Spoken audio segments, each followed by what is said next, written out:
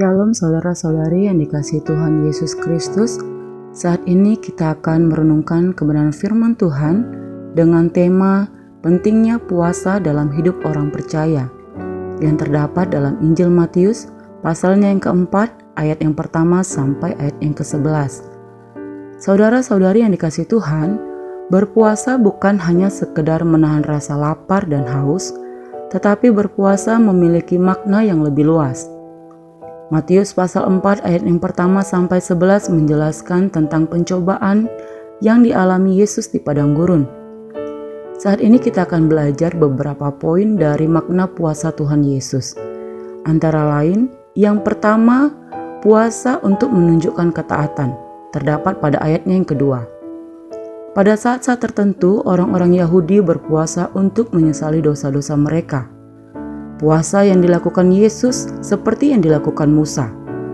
Dalam Ulangan pasal yang ke-9 ayat 9 sampai 18 dimaksudkan untuk menunjukkan ketaatannya kepada Allah.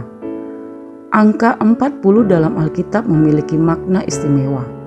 Pencobaan pertama mengarah kepada kebutuhan fisik Yesus sebagai manusia. Setelah berpuasa selama 40 hari dan 40 malam, akhirnya laparlah Yesus. Dalam situasi tersebut, Yesus pasti membutuhkan makanan. Iblis menyuruhnya untuk mengubah batu menjadi roti. Tetapi Yesus menjawab dengan mengutip Ulangan pasal 8 ayat yang ketiga, bahwa manusia hidup bukan dari roti saja, tetapi dari setiap firman yang keluar dari mulut Allah. Hal ini menunjukkan bahwa Yesus taat kepada Allah dan firman-Nya. Walaupun secara fisik Yesus lapar, tetapi Yesus tidak tergoda dengan perkataan iblis. Yesus memahami apa yang menjadi kehendak Allah baginya. Kondisi ini tidak membuat Yesus meragukan kasih Allah.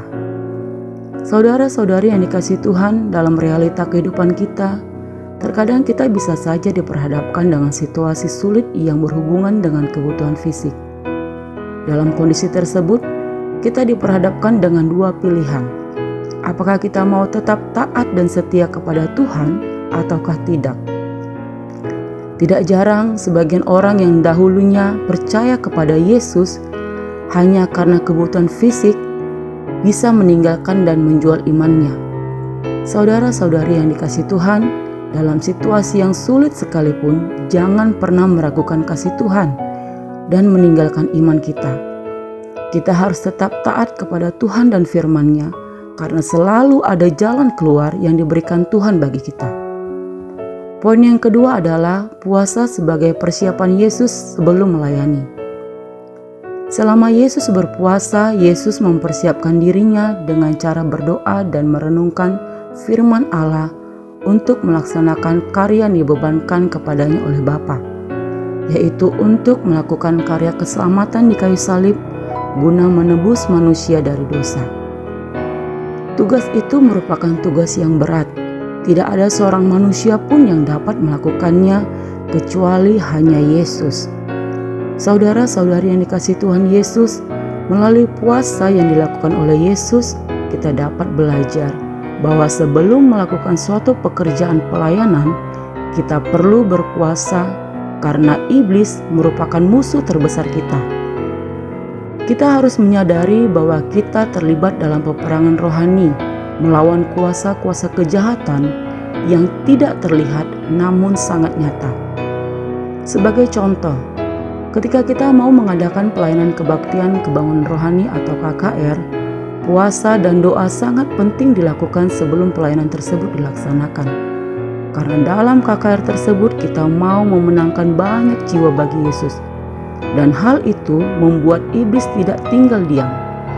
Iblis tidak senang jika ada orang yang percaya kepada Yesus dan bertobat. Iblis akan berusaha untuk mengacaukannya. Oleh sebab itu, puasa dan doa sangat penting sebelum kita memulai sebuah pekerjaan pelayanan. Karena puasa dan doa sebagai benteng pertahanan.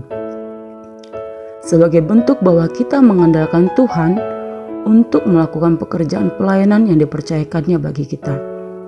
Hanya kekuatan yang daripada Tuhanlah yang memampukan kita untuk melakukannya dan untuk dapat melawan si jahat. Demikian firman Tuhan. Tuhan Yesus memberkati. Shalom.